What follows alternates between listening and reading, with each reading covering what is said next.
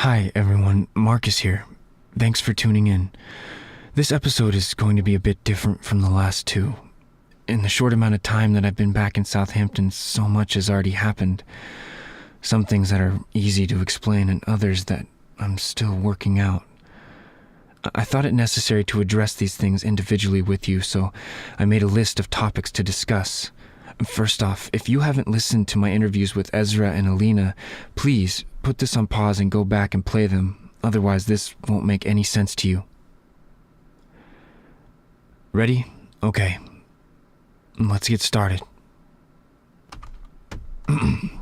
First item. Subscriptions and downloads.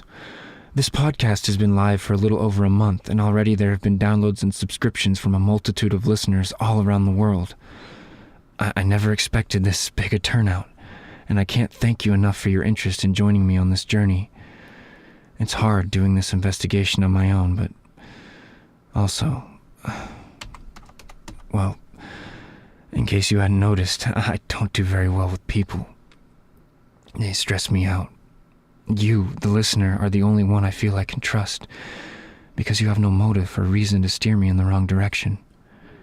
At least, I hope not. So again, I'm saying thank you for your continued support and involvement. I'm already thinking of ways to repay some of you for your dedication on this case. But more of that later.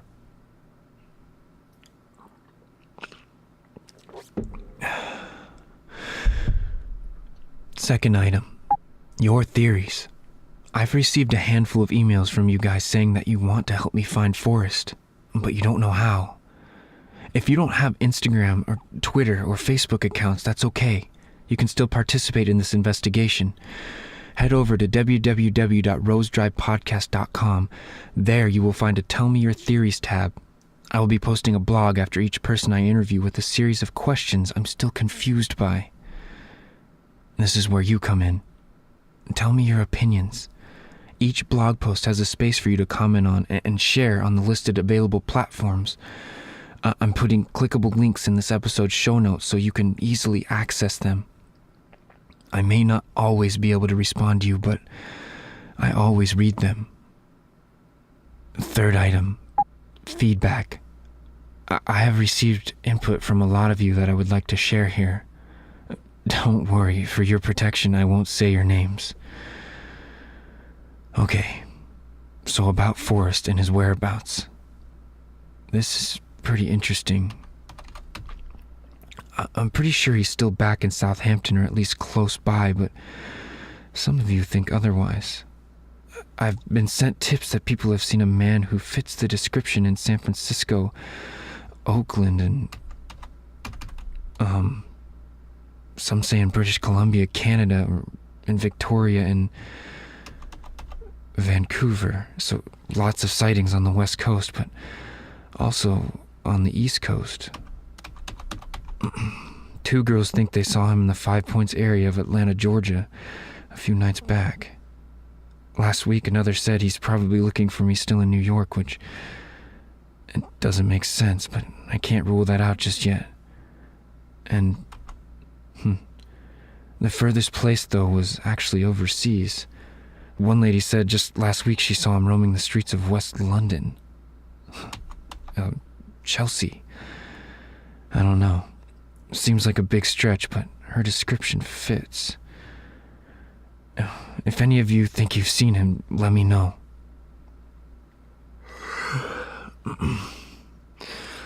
Alright, so fourth item. If you guys have been paying close attention, you've noticed both Ezra and Alina have given me an object. A wine decanter Ezra dropped on his way out, and an empty box wrapped in a string that Alina gave me after her paranoid conversation with me. I have zero idea what the relevance of these objects are and why he wants me to have them. So let's see if we can try and figure it out together. The wine decanter.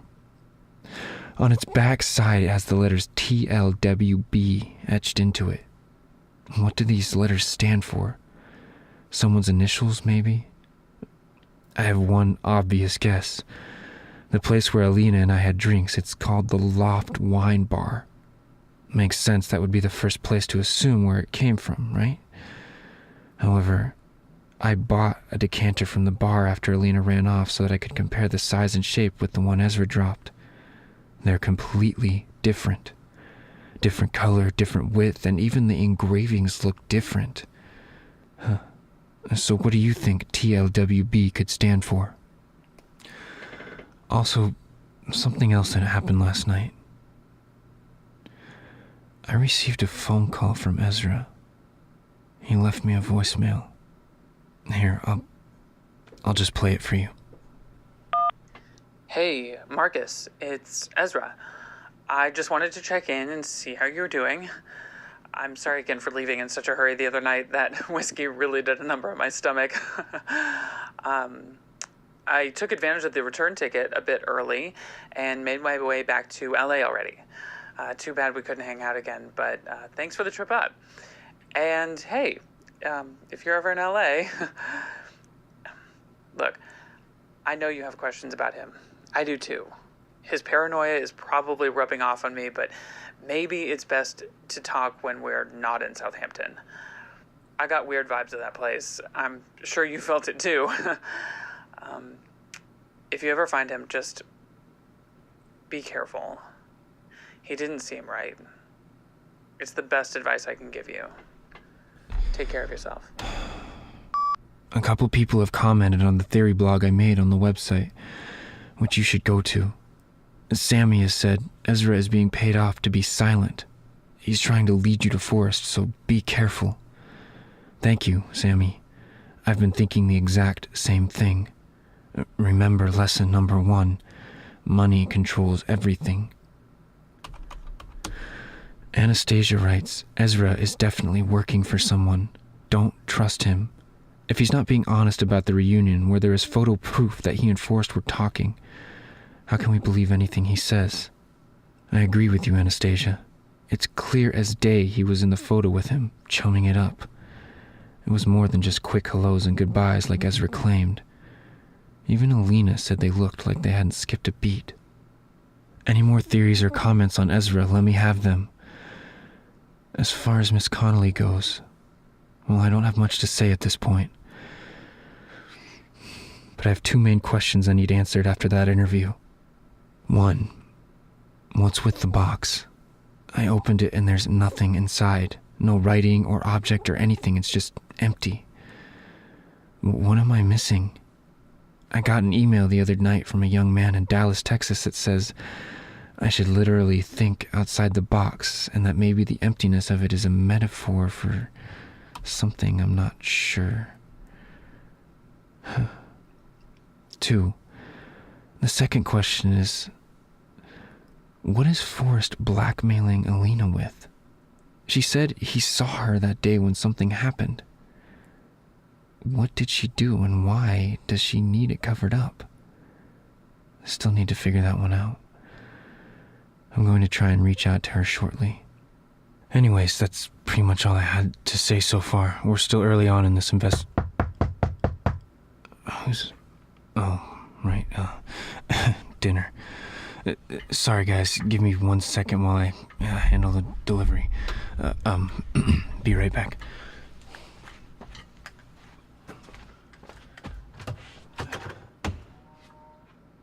Hi, how much do I owe you?